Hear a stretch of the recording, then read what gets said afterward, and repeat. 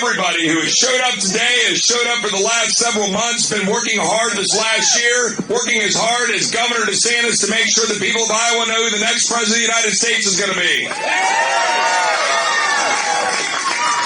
You know, I've been talking about my kids. I have a 14-year-old son, Charlie, a 12-year-old daughter, Virginia. They're home in Texas where it's been about 70 degrees. It's getting a little cooler. And they had a 4-H show yesterday. Well, my son won. He won Best Showmanship. So, look, I came up here in December with them, and I came up here for one simple reason. I want to make sure that my son, 14, my daughter, 12, can look up to the man in the Oval Office. And as we've been going around the state, it's very clear that the people of Iowa recognize that the man they want to look up to in the Oval Office is Governor Ron DeSantis of Florida.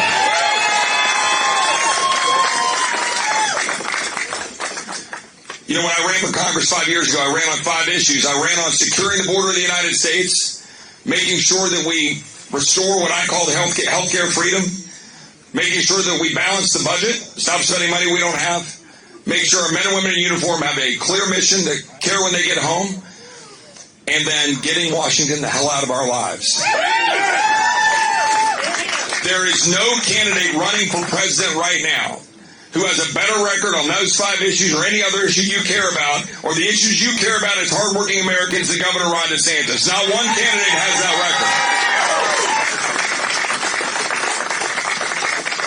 There's a reason that Governor DeSantis has hit all 99 counties, has had over 240, 250 events, because he's the hardest working candidate, working hard for the people of Iowa, because they expect you to earn their vote. The people of Iowa know that the road to the White House goes through this state. They know that you have to earn their vote. You can't be anointed. You can't assume it. You can't not show up to the debate. You can't cancel an event in Cass County. The governor didn't just cancel it, he just went to Cass County. And importantly, you can't dismiss the people of Iowa, as a certain former governor of South Carolina did when she said that New Hampshire will correct Iowans. Let me say one last thing. I'm going to turn it over, which is this. When I said that list of things the governor has stood up for, go issue by issue, whether it was dealing with the border of the United States. The governor sent a plane load of illegal aliens to Martha's Vineyard and fundamentally transformed the debate when they told him he couldn't do it. And he did it even though everybody said, you can't do that, you'll alienate Hispanic voters. Well, guess what? He won 62% of Hispanic voters in Florida. They said, you can't challenge Disney. You can't take on the 800-pound gorilla. You can't take on Big Sugar in order to make sure that the Everglades get protected. You can't take on Big Pharma. He took on every single one of them, and he won Florida by 1.5 million votes. Ladies and gentlemen, that's what leadership looks like. That's what we want in the Oval Office again. And with all due respect to the former president, okay, I'm tired of excuses for why things didn't get done in Washington. I'm tired of someone not showing up to the debates. I'm tired of someone assuming he's going to get anointed. I'm tired of someone who got to Washington and on the first week of the job was more concerned about the crowd size than on making sure Obamacare got repealed and replaced. It didn't happen. Who, by the way, didn't get the job done on the border and said he would build the wall, but instead have Mexico paid for it, and it didn't happen. And by the way, sided with Paul Ryan for an amnesty first bill instead of a border security first bill, and now we're the ones left holding the bag with open borders. We need more than words in Washington. We need the kind of guy like Governor DeSantis who did all those things, won by 1.5 million votes, 62% of Hispanic voters, 50% of single female voters. We need leadership like Ron DeSantis in the White House. That's why the night before last, I drove 8 hours from St. Louis to here in the blizzard, because I'm going to make sure I run through the tape like St. Paul tells us to do in Timothy. Finish this race. Show up on Monday. Get this man elected to the White House. Thank you, Chip Roy. Give Chip a hand. I tell you what, guys, you inspire me. This is why this process starts right here in the state of Iowa. Look at this. A blizzard warning, a wind chill warning, and this place is packed. And what we know in Iowa is the media does not select our caucus winner. The polls don't select our caucus winner. You select our caucus winner. You know, in 2008, they said Huckabee couldn't win, and Huckabee shocked the nation, and Huckabee won. In 2010, they said you couldn't oust 3 Supreme Court justices, and Iowans ousted 3 Supreme Court justices. In 2012, they didn't say Santorum could win, and he won. In 2016, they didn't think Cruz could win, and he won. And on Monday night, this guy who they say can't win is going to win because of you guys. So just like Chip Roy said, we need a leader in Washington, D.C., in the White House again, a leader with a wife and a family that we can look up to as a role model again, a leader who has led on every issue that we care about, whether it's school choice or parental rights or taking on COVID and Fauci, taking on the woke agenda in the schools or woke agenda in the corporation, and he won by a landslide. Guys, that is the type of leader we need, because we've seen that leadership in our own governor, in Kim Reynolds. And so I am thrilled to stand up here with Governor Reynolds and Chip Roy and the DeSantises and say in Iowa on Monday night, we are going to deliver a caucus victory for the next president of the United States, Ron DeSantis. Okay, so are you ready to caucus for Ron DeSantis?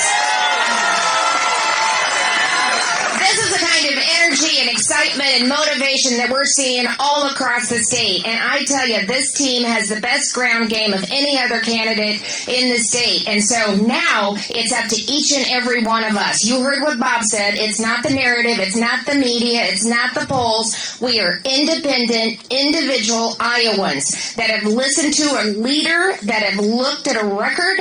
This guy has told you what he's going to do. Ron has told you what he's going to do. All you have to do to look to his record in Florida, he's followed through with 100% on the promises that he made to the people that he served. We both barely squeaked by in 2018. We went out and told our constituents what we were going to do. And as a governor, listen, this guy didn't promise teeny tiny things. He took on big, bold initiatives that was transformational for the state of Florida. First time I really got to know Ron was during COVID, where we had, I think our number one enemy was Fauci. He was coming at us every single day, and we were out there on an island between the media and the administration and Fauci and Dr. Burke telling us to shelter in place, lock down, mask our kids, keep them out of school. The list went on and on. This guy brought in the experts, looked at the real science, took into account the people that he served, and he kept Florida open. He kept his economy open, and he kept his kids in school. And history has shown this kind of leadership to stand up to that pressure is what this country needs. So, okay, we got a few challenges. It's a little cold out there. But are we not Iowans? Are we not resilient? So what we need to do is be safe, of course, right? Layer up. And we need to get to the caucus. And if we get to the caucus, I can tell you without hesitation, with the energy, the motivation, just what we're seeing as we travel the state, this guy is going to be the winner of the Iowa caucus on Monday night. So fire up, keep this energy. We can't let down. It is game day. We got to carry it across the finish line, leave it all on the field. And I have the opportunity now to introduce to you all the next president of the United States, my friend who I was proud to endorse, Ron DeSantis. Thank you. Are you ready to make some history on Monday night? They can throw a blizzard at us, and we are going to fight. They can throw a wind chill at us, and we are going to fight. They can throw media narratives at us, and we are going to fight. They can throw fake polls at us, and we are going to fight. We are going to fight because we are going to turn this country around. Donald Trump is running for his issues. Haley's running for the donors' issues. I'm running for your issues, your family's issues, and solely to turn this country around. No one else running except me has delivered on 100% of their promises. We made promises and we delivered on those promises. Wouldn't you like to have that in the next president of the United States? Over-deliver. We also see where all the problems are being generated, whether it's in the universities, at the border, in corporations, at the bureaucracy. I'm the only one running that has fought the left and beat the left on issue after issue. We don't just sit there and talk. We don't just sit there and complain. We fight battles and we win battles. We beat Fauci on COVID. We beat the teachers' unions on universal school choice. We beat Disney fighting the gender ideology and keeping that out of our schools and protecting parents' rights. We beat Soros on crime by removing radical prosecutors. We beat the Democrats on election integrity by ensuring voter ID and no ballot harvesting and counting the votes on the night of the election. Imagine that. We beat the left by banning China from buying land in the state of Florida. No farmland or land near military bases, none of that. So we have a record of leadership that is second to none. And I'm sick of Republicans. You see what they're doing right now in Washington and with these senators doing some border agreement, which is basically caving on everything to the Democrats. These guys get beat by the Democrats time and time again. They've got a majority in the House, and Chip and some of these other guys are fighting, but they're doing budget deals that cave to the Democrats. I'm sick of the Democrats winning. I'm sick of the fact that the Democrats beat Donald Trump on the budget time and time again, and they added so much to the debt. I'm sick of the fact that the Democrats beat him on the border wall, and we did not get a border wall over 4 years like we were promised. You need to win the election, of course, and nobody has a better track record on that than me and what we were able to do in Florida. But winning just the election, that just gives you the ticket to the dance. You've got to actually convert on all these things, because if you get in there and you don't follow through on these promises, yeah, that'll be slowing the decline. Maybe you'll manage the decline a little bit better than the Democrats. That doesn't cut it. We need to reverse the decline, and you need to deliver on all these things. So we have a chance on Monday night. Well, first of all, we have people that have come in. I saw a lot of friends from Florida here. You know, normally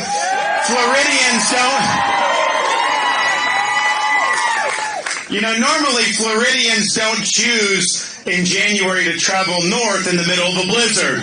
Usually that's why you're in Florida in January, and normally it's more expensive to come from Iowa to Florida in January than vice versa, but people are having to pay a lot of money to get up here because of the caucus. They're putting forth their time, their effort just to be able to come make phone calls, knock on doors, and to do that. And people have come from all over to be able to volunteer for this. So thank you for doing that. It really means a lot, and I don't know that any other candidate, has folks that are organically wanting to come up and help, because I think people realize this country needs leadership, and we can't just rerun the 2020 election. We know that's not gonna do it. So we need leadership. So people have been doing that. So thank you. And then so many people throughout Iowa that have been volunteering for us. We have all the counties. We've got all kinds of folks that are there running our precincts. All this. Thank you for what you've done. You put forth tremendous effort. This is how you do the Iowa caucus.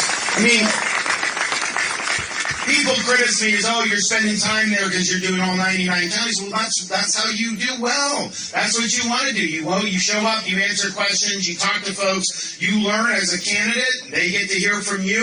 That's the way this process is supposed to work. So we've done it the right way. So here's the thing.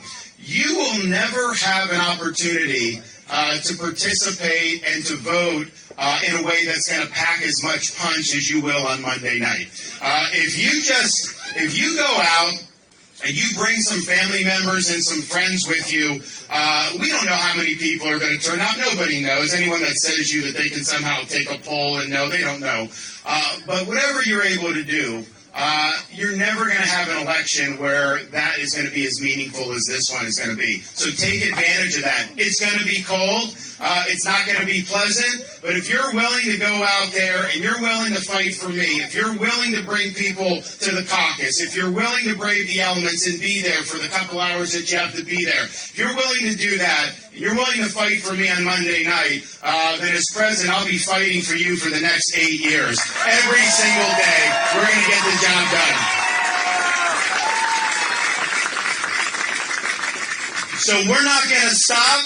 We know that the weather is not great, but if there's an event to be had, if folks want to listen to our message, we're going to do that, and we're going to run that all the way through Monday night. And so you can be rest assured that you're supporting the candidate that is working harder than all the other candidates, that is showing up, that is doing what you need to do here and obviously beyond as we get beyond January 15th.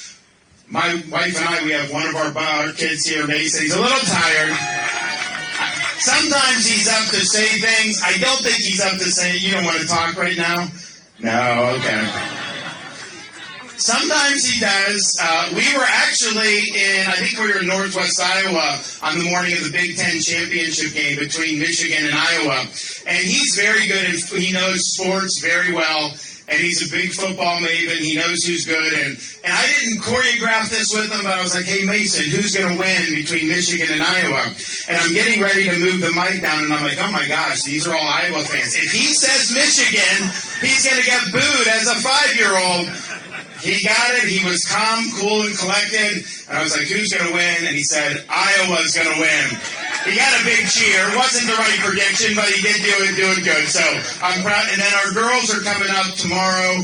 So we really are concerned, just as parents of young kids, about the type of America they're going to grow up in. And if you think about it, our administration, even serving 8 years, is not limited to just those 8 years. I mean, we're really talking about decisions that are going to be made that are going to affect the next 25 or 50 years. And if we keep going in the direction we are, we're going to be in such a hole that it's going to affect people, even people who are yet to have been born. So we're very sensitive about what type of future our kids are going to have. But I'm also somebody that is the only one that has served in the military that's running for president this year, and somebody that appreciates our veterans, and somebody appreciates we have got to get this right, because there have been people throughout our country's history who have sacrificed so that we can be free and so that we can have an opportunity to live in a free and prosperous country. And we don't do them justice if we don't step up and get this done. We have an obligation to preserve what George Washington called the sacred fire of liberty. The sacred fire that burned in Independence Hall in 1776 when 56 men pledged their lives, their fortunes, and their sacred honor so that they could establish a new nation conceived in liberty. The same fire that burned at a cemetery in Gettysburg, Pennsylvania, when our nation's first Republican president pledged to this nation a new birth of freedom. A fire that burned on the beaches of Normandy when a merry band of brothers stormed the shores, defeated Nazi Germany, and preserved liberty throughout the world. Same fire that burned in the foot of the Berlin Wall in 1987 when a resolute Republican president stood in front of that wall and said, Mr. Gorbachev, tear down this wall, eventually leading to the destruction of the Soviet Union. This is our responsibility, to carry that torch and to preserve that sacred fire of liberty. We do not shy away from this responsibility. This is a responsibility that we welcome, because if not us, then who? And if not now, then when? I'm asking for your support on Monday night. I'll be a candidate that will help sweep us to victory all across the land. I'll be a leader that you can always be proud of. And as your president, I will win these fights for you. I will lead this country, and I promise I will not let you down. Thank you all. God bless.